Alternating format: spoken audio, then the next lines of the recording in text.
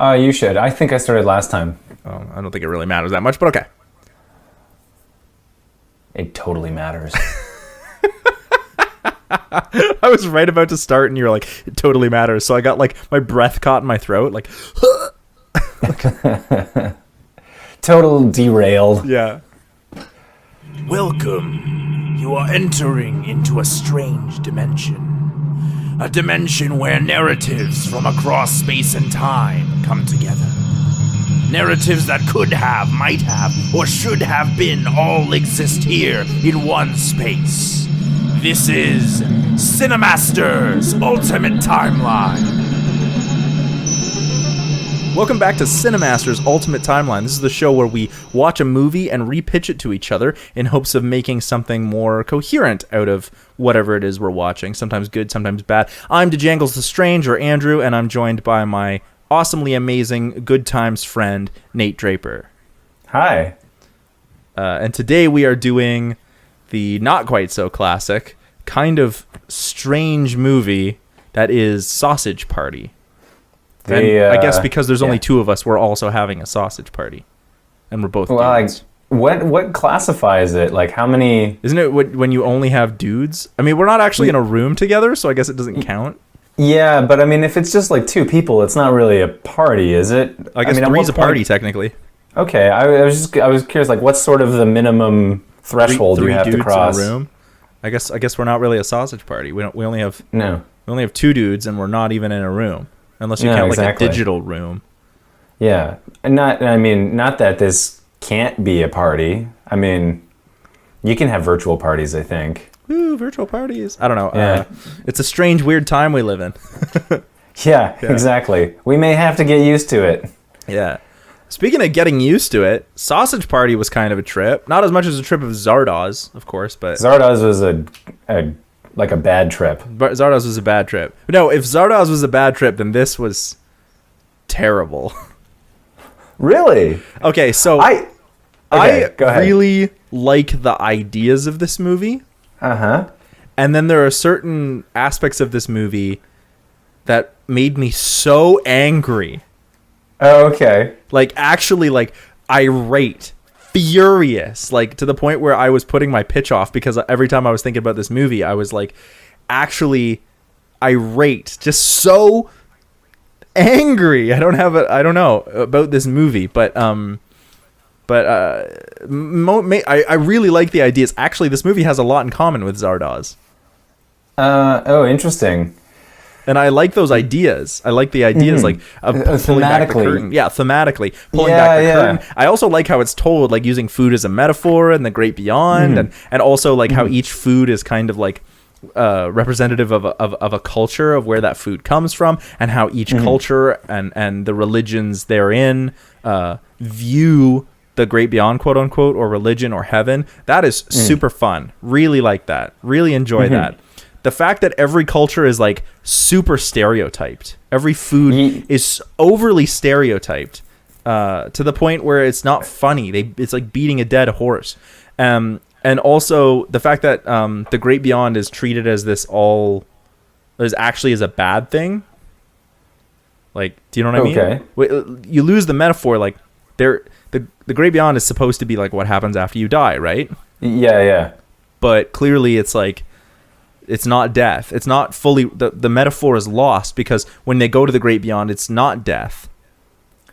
It's... okay. Like in their imagination, it's some kind of paradise they're being taken to? Well, is that what you mean? The metaphor is that when you leave the store, it's supposed to be dying and you go to heaven, right? Yeah. Except it's not. Their gods actually, like, kill them in a different way. Mm-hmm. So, like...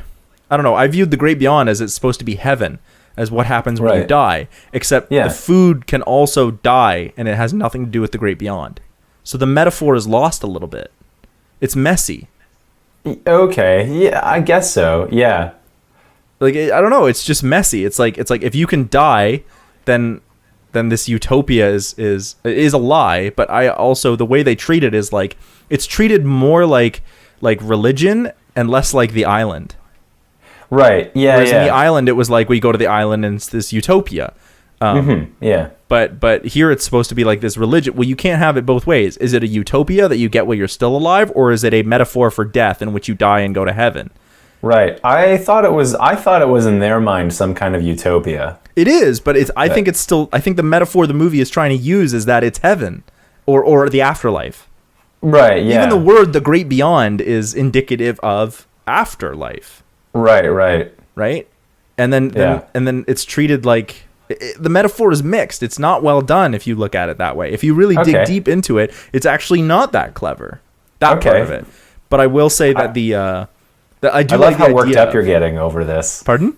I love how worked up you're getting over this. Okay, so the real reason this movie pissed me off, because the thinking about that kind of thing is like, I do think that this movie is a little, it thinks it's smarter than it actually is, at least on that level. The one part that really got me was, the douche. Yeah. Like literally the character is a douche. Is so rapey. Yeah. And it makes me so uncomfortable how kind of blasé they treat that. Right.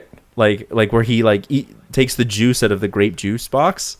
And the way that's shown and portrayed is like, this is so uncomfortable, and it's not proving a point. It's literally for laughs.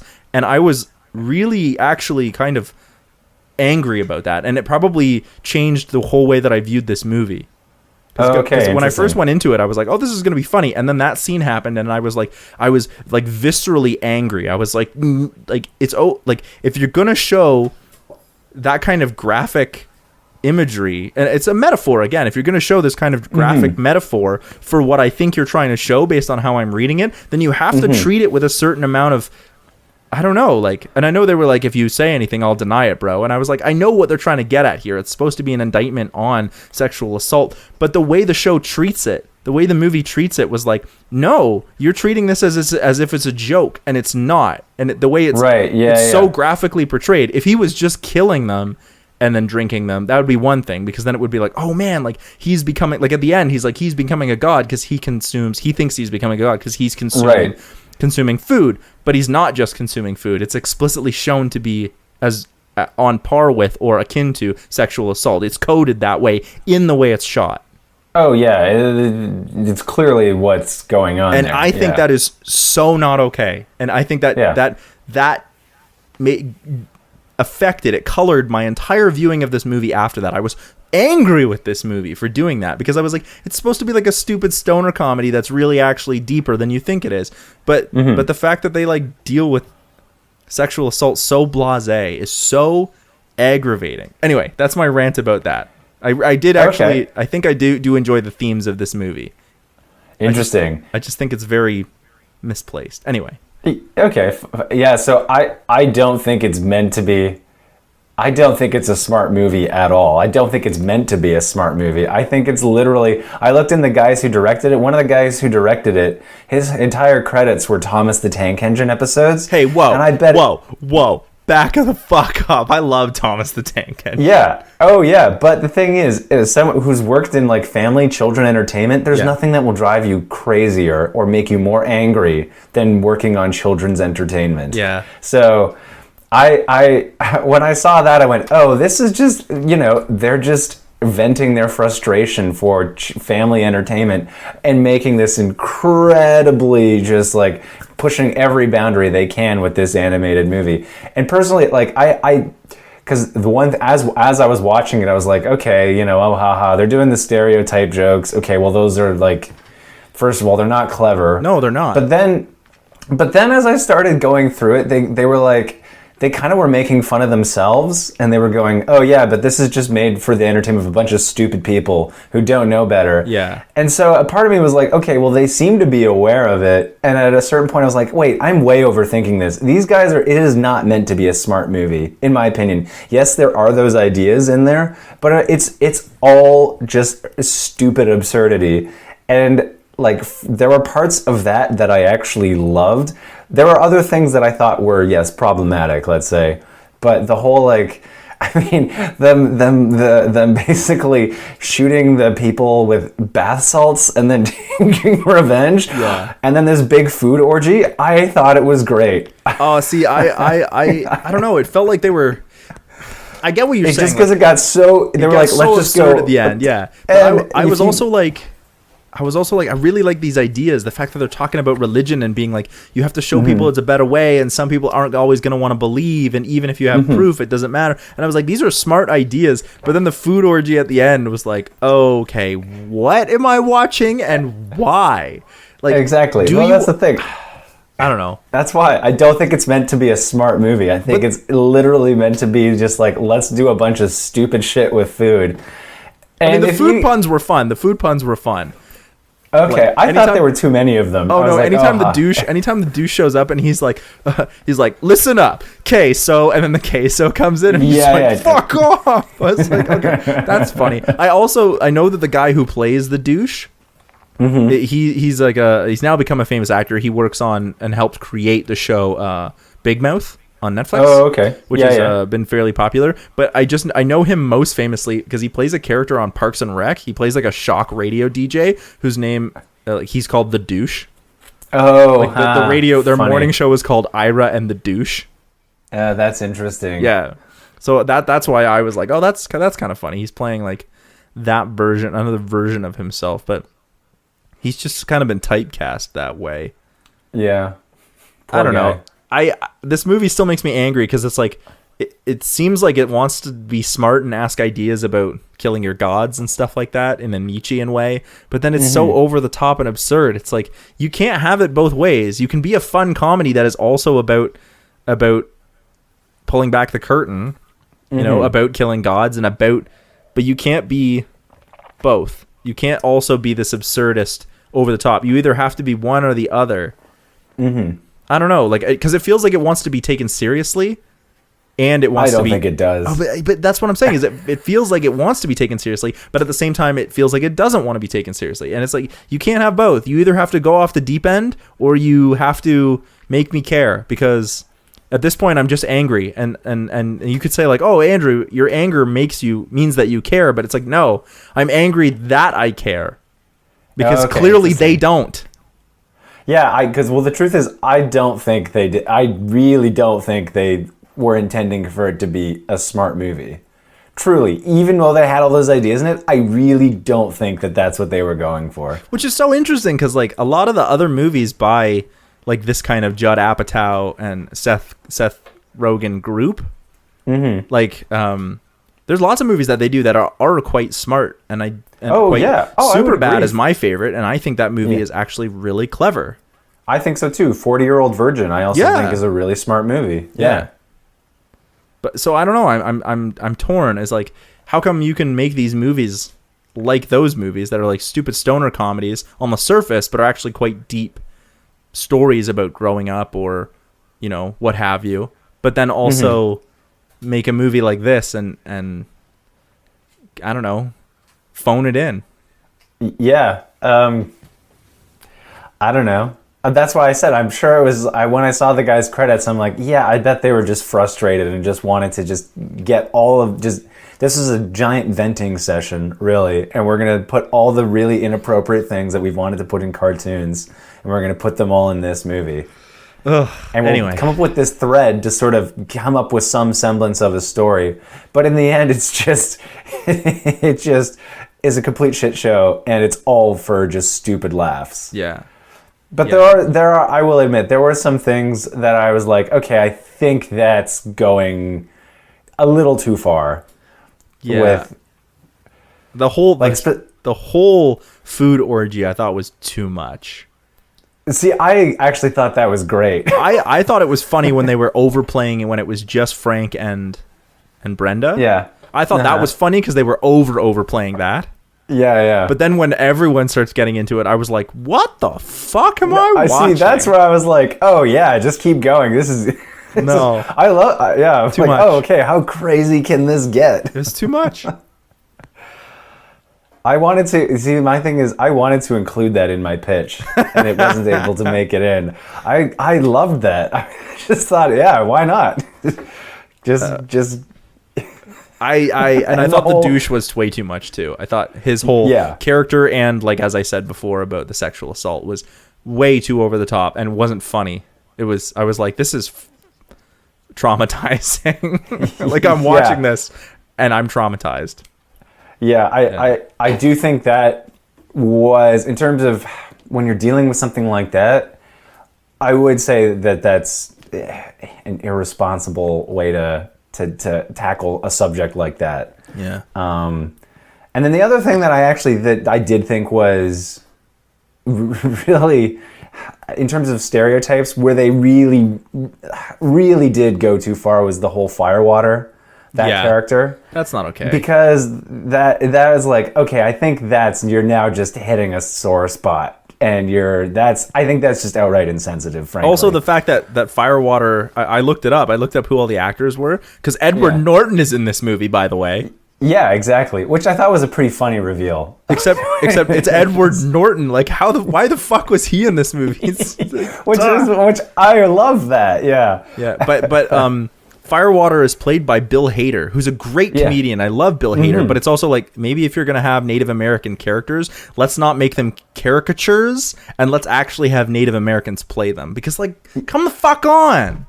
Yeah, exactly. I felt that was, and in terms of making that the characterization for that, it's like, okay. But if you're gonna get Edward Norton, who is Jewish, to play this Jewish stereotype, fine. If you're gonna get what's her name, the woman who plays the taco, Ava Vergara. Is it Sophia? No, not Sophia. Sophia, Vergara. yeah, isn't it? I don't think so. Oh, Ava Longoria. I don't know. I'm just naming out Hispanic actors at this point, stalling for time while you look it up. Yeah. No, I swear it was. Selma Hayek. Selma Hayek, yeah. Selma Hayek. Okay. It's like, okay, if we can get Selma Hayek to play, a stereotypical Hispanic woman, then why can't we get a Native American voice actor to play Firewater? Like, it's not that fucking hard. Mm-hmm. And I'm using Native American to mean like Native North American, not just that they have to be of America. They could be Canadian, just Native, Aboriginal people, however they want to be called. But yeah, that one was, yeah. Okay, so let's give this movie the benefit of the doubt. We've done a lot of talking about the bad. Let's talk about the good. What do you got for goods? So I just say, I don't know where to begin. So basically, my first point was the characters were flat, but I think that's the point. Like, the thing is, with every point I made, I go, yeah, but I think that's kind of like, I feel like it's not meant to be taken seriously. So my next note is, for what it was trying to do, to be a dumb comedy, there's nothing really wrong with it, despite, what we talked about. There's, in terms of certain sequences. My next note was, I actually think it's really smart despite being really dumb.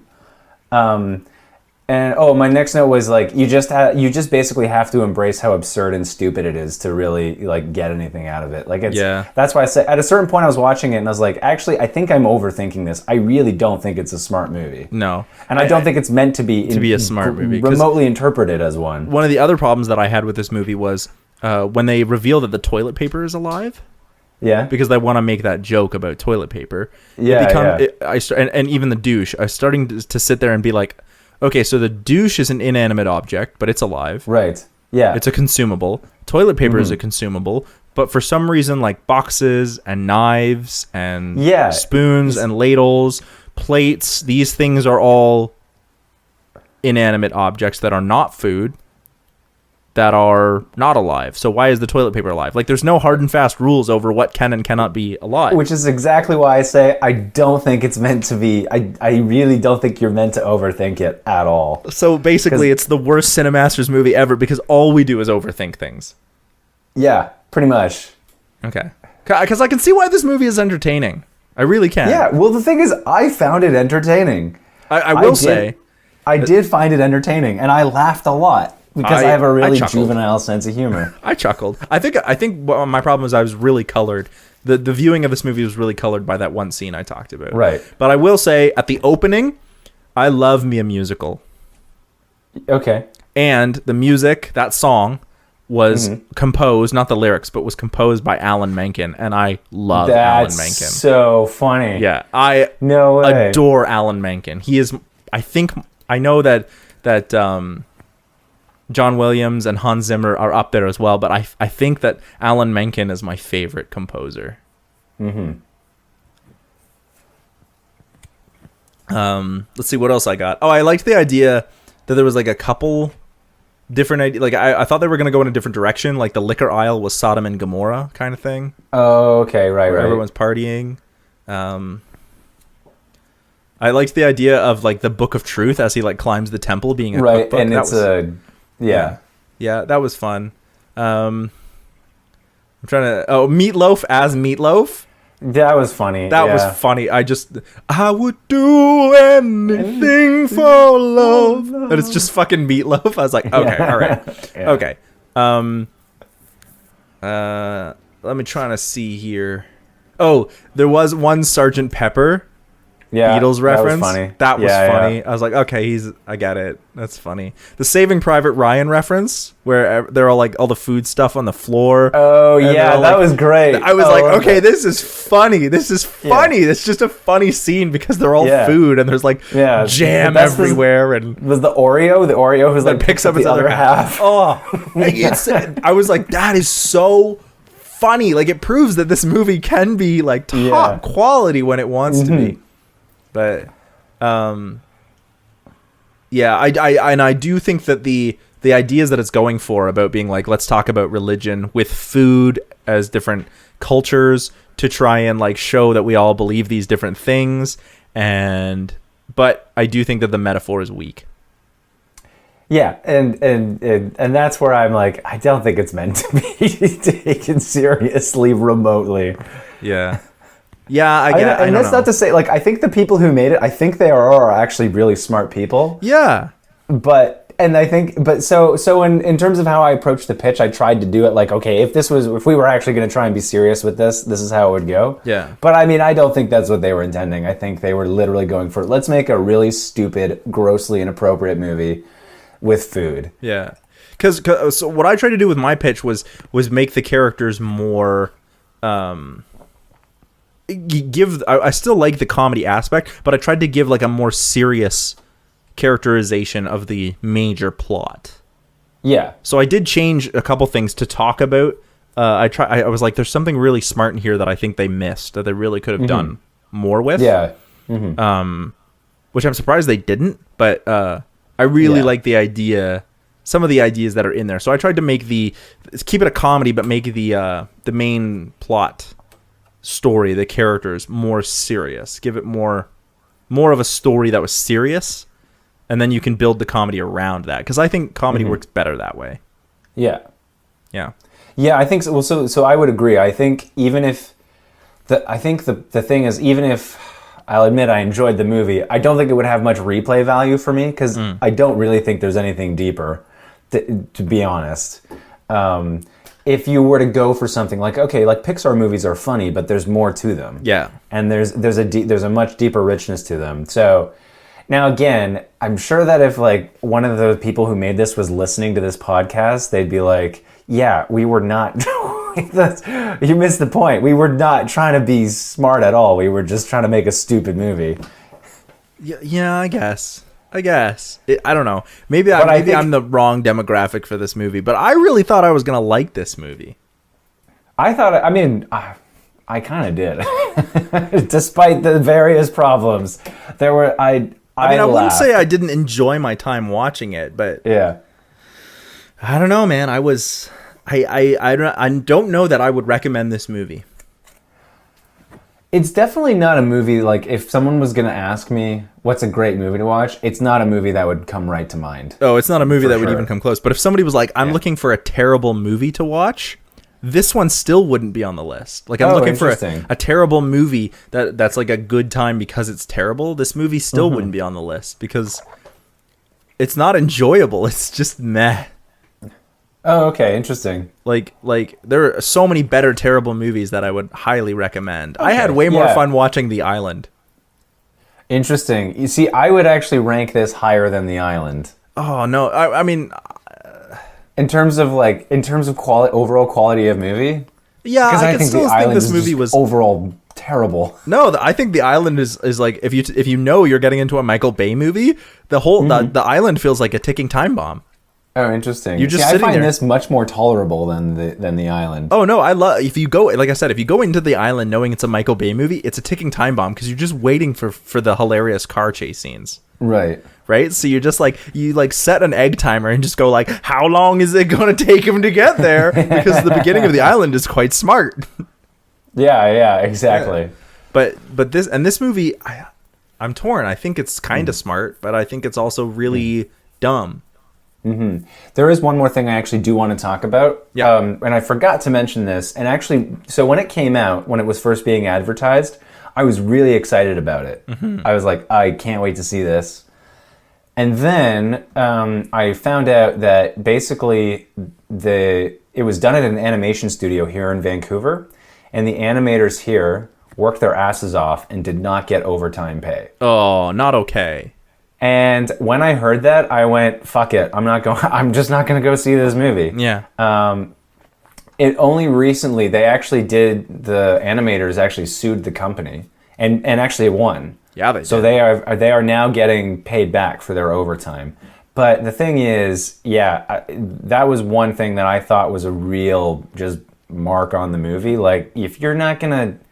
You can't treat your workers like that. In no world is that cool. Yeah, they did. Well, they did something similar with Sonic. So you remember the whole Sonic debacle, right? Yeah. So with Sonic the Hedgehog, like everyone was like, "Ooh, gross! The original Sonic looks gross and terrible." So then the Sony or whoever was doing the movie was like, "That's cool. We'll fix it." And so they like put a rush on and spent like billions and billions of dollars to fix Sonic to make Sonic look more like the original. How he was. Yeah, the original design, how he was supposed to look. And I will admit it does look better, but apparently, and this is only what I remember, so it could be speculation. Apparently, the studio that worked on it fell through. Oh yeah, like after working on it for that long, yeah. like they were, the employees and whatnot, and all of a sudden the company was just like, yeah, okay, we're bankrupt now. Yeah, which is a common problem. So I mean, like I realize I'm one to talk because another movie that I love was Life of Pi. And the same thing happened with Life of Pi. Animation studio, they put all this work into it, won the Academy Award, and the next day filed for bankruptcy, like had to lay everybody off. Yeah. And it's a problem with animation and VFX, visual effects and animation. And I can only speak for Vancouver. I'm going to throw this on as well, but also like the video game industry, same thing, like those kind of programmers, developers, and animators. Yeah. So, and one of the reasons for that is because it's not unionized. So I don't know if I'm legally allowed to say any of this, but I'm going to anyway. I applied for a job at an animation studio recently. And I discovered that the rates that they offer for animation studio editing versus live action editing are way lower. Yeah. And part of that's just because, and I didn't realize this, but animation as a whole, I mean, I knew that it had been taking a hit, but I did not realize to the extent that it had. But basically what happens is these studios here, in order to get the contracts, it's basically a race to the bottom. Yeah. And whoever can get the lowest contract in. And so that's how you end up having a lot of people who are overworked and underpaid, is because the animation studios, the incentive is to actually basically undervalue their work so that they can get the contracts. The flip side of that is they end up working their asses off, and because they've bid in a low amount, they have to stay to that. They have to stay within the budget that they set. So they end up oftentimes whatever money they have ends up trying to fill in whatever excess costs they've accumulated. Yeah. And so these businesses, that's how they go out of business, and that's why a lot of people will work their asses off for nothing, not get overtime, and then get laid off. Yeah. Yeah. So yeah, which is such a shame because like animation is I think one of the coolest art forms we've ever come out with as a species. I think so expressive. Too. I love animation, and the kind of stories we're telling now are fabulous, are just amazing. But I will say, like, the animation in this movie is excellent. It's well done. Especially, I know it's a dark scene, but the whole scene where all the food is being killed by the woman. Yeah, like sliced up. You're like, damn, like this is really well done. The lighting effects, the animation effects. Like, I also love the color filter. So like when we're watching the food, there's like a color filter that makes everything vibrant, and then when we go to the people, everything kind of dulls a little bit. Mm-hmm. Like it's those minor details are there, and it's cool, and the animation, as I said, is great. They feel cartoony, which is exactly what you want. Like you don't want them to look real because that'd be weird, uncanny. Yeah. So they feel cartoony, but they move fluidly. They don't feel wooden. You know, like you remember when we were watching Ants, and we kept talking about how like the animation was a little wooden, like they moved weird, and their eyes were a little dull. I didn't get that from this.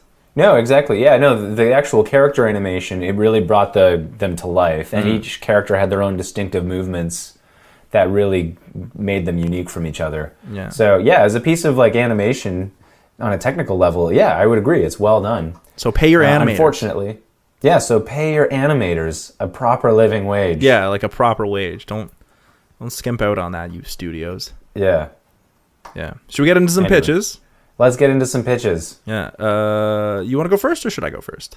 I mean, I feel mine's kind of okay. Mine's also just kind of okay. This movie's just kind of okay, so. Okay.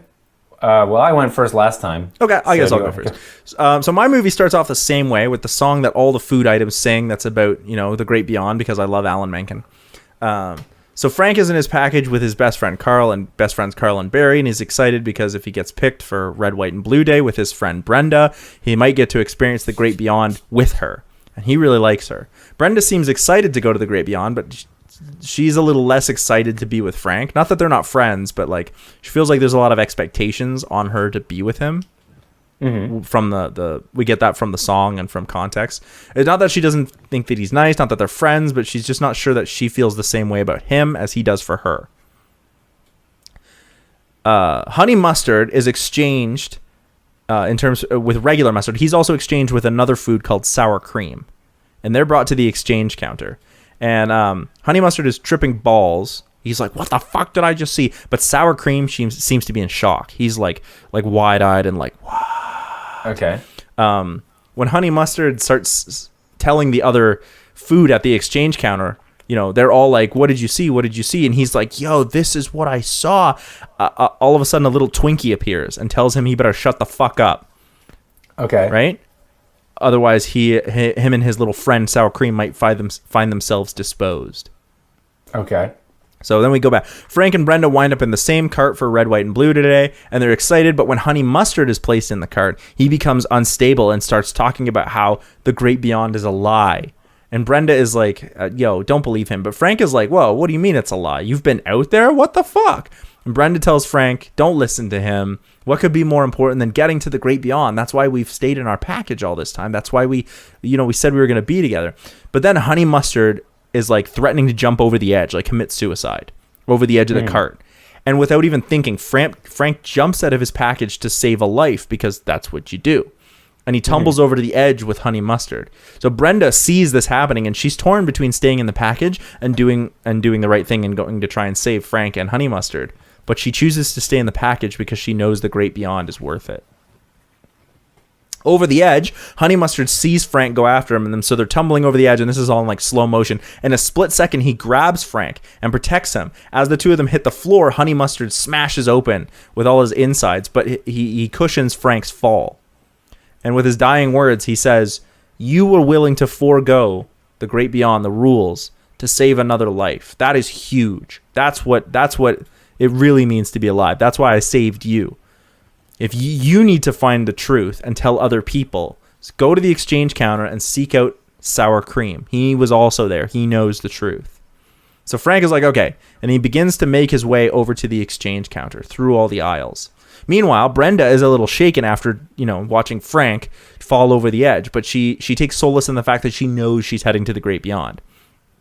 She's suddenly distracted by I'm using the word Euro. I think that's what he's supposed to be. Like the guy who's clearly supposed to be a stereotype on people who are Islamic. Oh, okay, yeah. I couldn't quite figure out what that was. Yeah, so I'm saying he's a Euro. Yeah, okay. Not Euro like. No, I know GY. Yeah, Euro, gyro. But Euro. I always thought that was a Greek.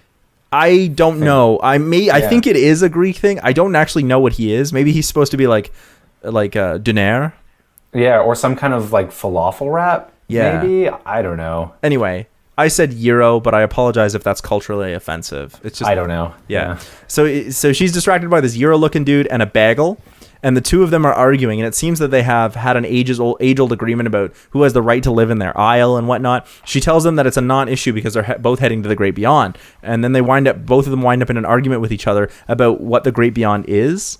And then all of a sudden, all the other food stuff start arguing, like chipping in their ideas about what they think the Great Beyond is, and what's going to be there.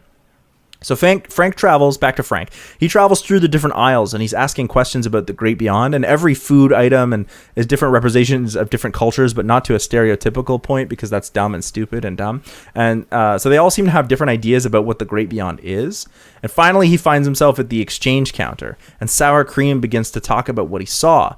And Frank's listening, but he's like, yeah, if the gods are a lie and the Great Beyond is a lie, like I need some proof. I'm having trouble believing it. And Sour Cream is like, hold on. I can get you some proof. I brought some back with me. And so he wanders off for a second.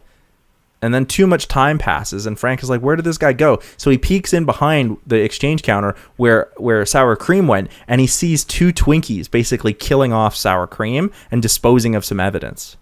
Oh. And he's like, what the fuck? And so he's like, okay, they haven't seen me, so maybe I'll follow them. So meanwhile, back at Brenda, she's now out in the Great Beyond, and all the food are very nervous. And then it's revealed that the Great Beyond is actually just the same as the food store, and then they're eaten. So there's no grand utopia. They're just eaten. And Brenda is placed on a table outside, like a picnic table kind of thing in a backyard for Red, White, and Blue Day.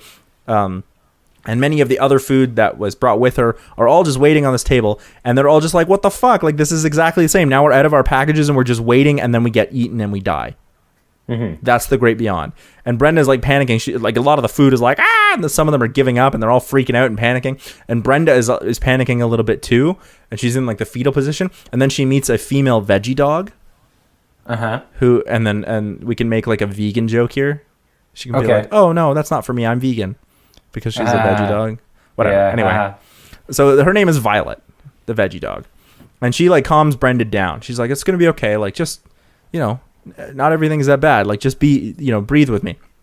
So then back to Frank, who's following these Twinkies, and he discovers that, he's like watching all this, and he discovers that actually they created this religion because they're non-perishable food. They know what's outside. And it's basically just the next stop. They're basically like, it's just the next stop, and then they're eaten, and then they die. And Frank is like, that's horrible. They're just eaten, and nothing's different. We need to let people know about this. But the Twinkies don't want people to know because they want people to be complacent, because then they get to run the store. Mm-hmm. The food is happy to go to the Great Beyond, and the Twinkies get free run of the store. They get to do whatever they want. So Frank is skeptical. He's like, the Twinkies don't run the store. Everyone's free, except they're not. They're forced to stay in their packages by this religion that doesn't really exist. It's just brought up by the Twinkies. So they can have free range to do whatever they want, and they use the other food as slaves to build whatever it is they want, right? Their castles or what have you. Palisades made of popsicle sticks. I don't know. So back to Brenda. She and Violet are talking, and Violet explains that being eaten and dying is just a part of life. It's not painful, and it's not really terrible. It's just compared to what you were promised, this is disappointing. But everything has to die eventually, and everything has to end. But that doesn't mean it has to be a bad thing. It just is, right? Mm-hmm. And she offers to show Brenda. She's like, living free, living a kind of life like this doesn't have to be a bad thing either. And so she's like, look, you don't know much about the Great Beyond because you were stuck in the store for so long, but let me show you what the kitchen has to offer, like this new place. Let me show you what you've been missing by staying in the package. Mm-hmm. So the two of them actually get off the table and start roaming around and seeing the world for what it is. Where am I? And so Brenda is like... this whole time we can do this through montage. She realizes that she's like, I really enjoy being with Violet, and if she's being honest with herself, she knows that she never really wanted to be with Frank, but it was always expected of her to be with a hot dog. Because that was the religion, right? That was what song, that was what they were told. If you were good and you were promised yourself to a hot dog and promised to stay in your package, then you could be in the Great Beyond. But now she's like, I never really wanted to be with Frank. Not that he wasn't nice or whatever, but It was just, that was how she was supposed to live. These were the rules of how she was supposed to live as a bun. Read woman. She tells this to Violet, and the two of them sort of share a moment. But Brenda still feels sad about Frank. So she's like, I let my friend, despite not actually loving him, I still left him. And now that I know it's a lie, I left him for nothing. Like, I stayed in my package for nothing. And Violet's like, let's go back and let's tell all the people then. Let's go back and tell them the truth about the Great Beyond. So back to Frank. Frank manages to escape the Twinkies, and he finds the cookbook and tries to make his way to the checkout counter so he can show the cookbook as proof, but he's captured by the Twinkies. And just as they're about to kill him, Brenda and Violet show up with a bunch of the food from before, even some of the food that left the store. And so they manage to push back the Twinkies, and Frank gets to the camera in the store and broadcasts the message, but the other food is unimpressed. Some of them, even with the overwhelming evidence, are not interested in believing what Frank is saying. Okay. Even he's like, look, I have proof. And some of the other food are like, we came back, we've seen it, and people are still like, nah, it's a lie. Like the Great Beyond. And then he also reveals that the Twinkies have been using this religion to like control people, and we can have a joke about how everyone knows that Twinkies are bad for your health. So, yeah. But Frank is undeterred. He wants people like the Bagel and the Euro that were fighting, and the people in their aisle, that they're fighting over nothing. It's nonsensical. There's no truth behind what you've been told. It's all made up. But Violet comes to him and says, look, some people are always going to believe what they want, and all we can do is live and let live. And Frank thanks her, and he's sort of like, I guess you're right. Like, I want them to believe, but as long as they're not hurting anyone else, I guess you can't really force someone else to believe anything, even if you have proof or think you have proof. And then he realizes, he's like, oh, I didn't realize that Brenda is with Violet. Like, that's super weird. I thought we were going to be together. And she explains that she's never really felt attracted to hot dogs, and that, this veggie dog feels like that's who she is. And at first, Frank is like, yo, that's weird. Like, you're supposed to be with a hot dog. But then he realizes that his own bias about this was brought on by this fake religion that he was been told. Yeah. A song about the Great Beyond. And how, he, that's a product of who the Twinkies wanted him to be. And he's like, look, I'm sorry. Like, I will try, this is who you want to be. I'm not going to let this brainwashing that the Twinkies brought about on us define how I think of you, just because that's how I've been taught. This is who you want to be. I'm okay with it. So the store then returns to a more peaceful state, with the food being allowed to roam freely out of their packages, and no Twinkies are ruling, and people are allowed to believe whatever they want, even in the face of truth, as long as they don't do harm to other food or tell other food how to live or what to believe. And you can do whatever you want, and it's much more free. And then the store opens the next morning, and all the humans complain about getting sick from eating food that has open packages. That's the end. That's a great ending. I wanted to draw attention to the fact that this has all been food. Yeah. And at the end, just be like, this is ridiculous. It's all food. You can't roam out of the package. Like, it's all been a parable to tell about, but none of it was real. Yeah, exactly. Yeah. Nice. Okay. So you definitely were able to take the bits that you thought were the good parts and make it into a more like make that the focus of the story instead of. I really like the idea of like the Twinkies using religion as control, because religion is the opiate of the masses. Yeah. Exactly. I would if I'd had more time, or maybe cared more, I would have expanded more like what on the Twinkies' plan was. Right. Like maybe they just, I don't know, wanted to live like kings, or have them, they're like building some kind of fortress for the Twinkies only. I don't know. Whatever. It's not really important. The point was that, religion is the opiate of the masses. But I also really liked the idea, and particularly in Brenda's, even in the original movie, it's a little bit about this, but particularly about how Brenda talks about how the Great Beyond is used to control what women can do with their bodies. Mm-hmm. Which is also very Marxist, or feminist Marxist, which I like that idea of being like, hey, religion often is used to control what people can and cannot do, particularly women, particularly around birth, and what they can and cannot do. But this time I chose sexuality, and that's why I had like hot dogs and veggie dogs, because I thought that was, I don't know, whatever. Yeah, no, anyway. I thought that was a nice touch. I like taking it that direction too, because that was one thing in the original movie where I was like, you kind of take for granted that that's where it's going to end up. Yeah. It was an interest. I like that twist that you've thrown into it. I also kind of I thought it was funny, like in my head, Violet, the veggie dog, was like a very alternative lifestyle kind of person. Yeah, because she's a veggie dog. Like, I mean, I know we're trying to get away from the stereotypes, but whatever. Yeah, no, I think that one works. Yeah, not my best pitch, but I do think it was pretty clever. Yeah, no, I liked that element of it as well. Yeah. Okay, I'll get into my pitch. I forgot to name everybody, so I just call people the hot dog and hot dog bun. That's fine. So in mine, the hot dog, Frank. Okay, so Frank. It's like their Pokemon. Like yeah, hot exactly. Dog bun. Yeah. No, go ahead. What was the hot dog bun's name? Brenda. Brenda. Okay, so Frank and Brenda. It's the same. It's kind of the same opening as the song. They believe that they're meant to be together because that's the way it is in this grocery store. Anyway, more or less the same setup with the jar of honey mustard getting returned, and they get thrown in the same cart. And Frank goes to rescue it. However, this time it's only him that goes like in yours. It's only him that goes over and falls on the floor.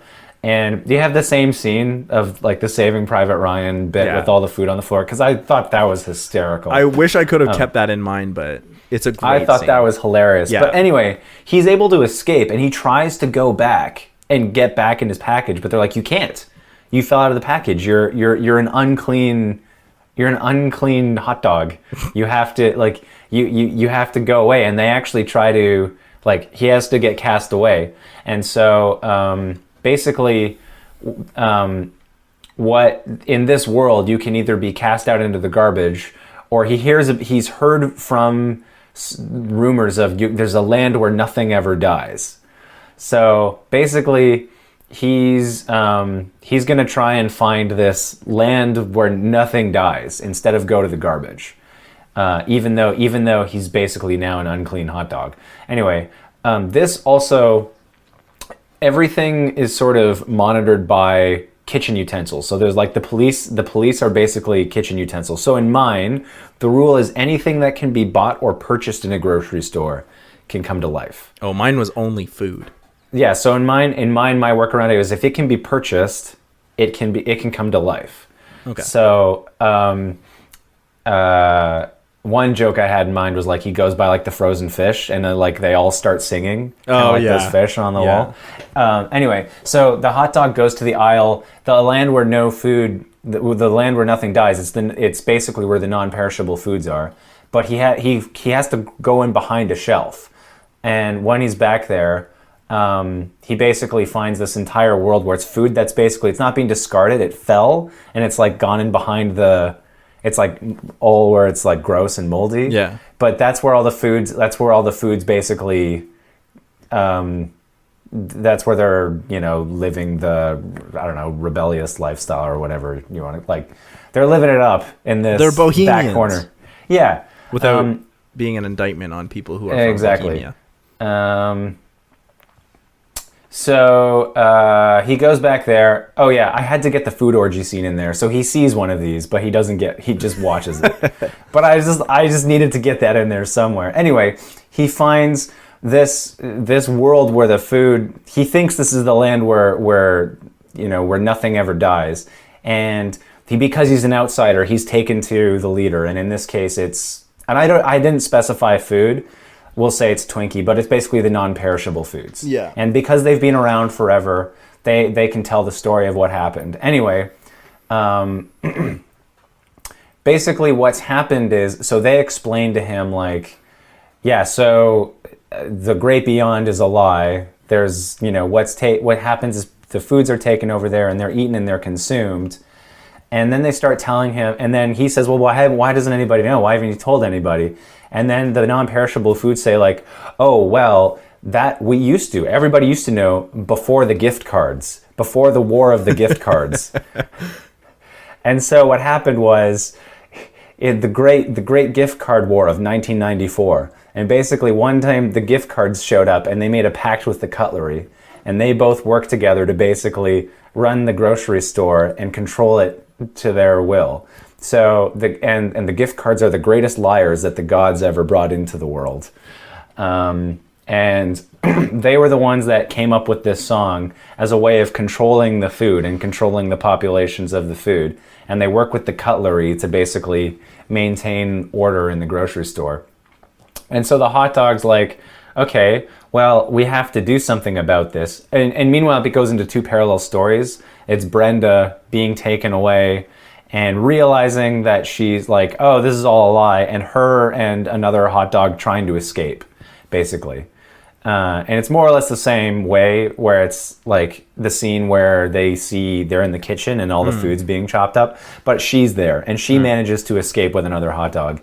Anyway, meanwhile, so Frank the hot dog embarks on a journey across the grocery store to look for this book of truth, which is just a cookbook. Anyway, the Brenda the hot dog and the hot dog, the wiener played by Michael Cera, basically they get carried by in my version, they get like carried by a pigeon that's going to eat them, but then it like drops them on this guy, but then it like drops them and they end up in this guy's house and he ends up shooting bath salts again and tripping, and they convince him. So he starts talking to, he's so hungry that he's just going to eat them without cooking them. Yeah, like individually, and they start talking to him, and they're like, no, take us back to where we came from. So he gets in his car and actually, like, while he's completely high, is driving them back to the grocery store. Anyway, so Frank the hot dog, he finds the cookbook, he takes the page out, and he's going to give the announcement. However, before he can give the announcement, the gift cards show up and they take him prisoner, and they're basically about to have him, they're taking him away to execute him when the guy on drugs crashes into the store, and basically he crashes his car and dies. But and then Brenda and the other hot dog show up, and then what happens is the police show up and they tape off the grocery store because there's been an accident. And so basically, Frank and Brenda are being held prisoner by the gift cards. And now, because it's a crime scene, the gods aren't showing up. Nobody's coming to the grocery store. And the gift cards tell all the other food, like, this hot dog tried to anger the gods. He tried to buy, so we have to execute him. So they just put him on a rotisserie. And so it's literally like, you film the way it's done, where it's like they're like, they put him on the rotisserie and it's like, and you play it from his perspective, but then it just cuts to a rotisserie spinning. Yeah. That's excellent. Anyway, and then for Brenda, they like, it's like put her on like on the floor and rats come and they just like, and it's just a shot of a hot dog with like a rat coming and picking it up in its mouth and running away with it. And then soon the gift, like the windows are repaired and the gods start returning. The gods return, and the gift cards say like, see, if you don't follow the rules, this is what happens. And so everything returns to normal. And that's the end. Yeah. Nice. I just missed that last little bit. Oh, so so basically the grocery store is restored to normal, and then people start showing up, and the gift cards basically at the end of the movie, they get on the microphone and they say to all the other food, like, see, this is what happens. Oh, this is why you have to follow the rules, and everything just goes back to normal. Yeah. Oh, damn. So you basically like play it the other way. Yeah. That's crazy. So man, the last couple times you've been doing these like bad endings. Yeah, you did it with Maleficent and Zardoz and now Sausage Party. You've been like, I don't want good things to happen. That's 3 in a row now you've done that with. I don't know, because you're not expecting it, I guess. Maybe. Yeah. I got tired. Any last things you want to say? Yeah. I'm a sucker for a happy ending. Anything else you want to say about Sausage Party? I almost called it Food Fight. That's another movie. Food Fight. Do you know about Food Fight? No, I don't. Oh, it's like the worst animated movie ever made. Like, it's fucking terrible. Look it up when you get a chance. But okay. But if that's all you have to say, all we have on Sausage Party, that's all I have to say. Then where can people find you? My website is nathanieldraper.com. And on Letterboxd at Draper Nate. Nathael. Nathanael. Yeah. This movie, Food Fight, looks horrible. It is horrible. Yeah. You can find my band Robot Philosopher on anywhere you listen to awesome music, or on Facebook or all the socials. You can stay tuned and listen to more excellent episodes of CineMasters Ultimate Timeline, or every other week we have new episodes of This Is a Thing, which you can check right here on YouTube. Thanks so much for watching. Actually, this episode will come out on Tuesday, because they always come out on Tuesday. Last Thursday, a new episode of This Is a Thing came out, where I tried my hand at talking about video games for the first time. So you can check out the movie This Is a Thing on Dino Crisis. Check that one out. Great game. And we'll see you next time. Peace.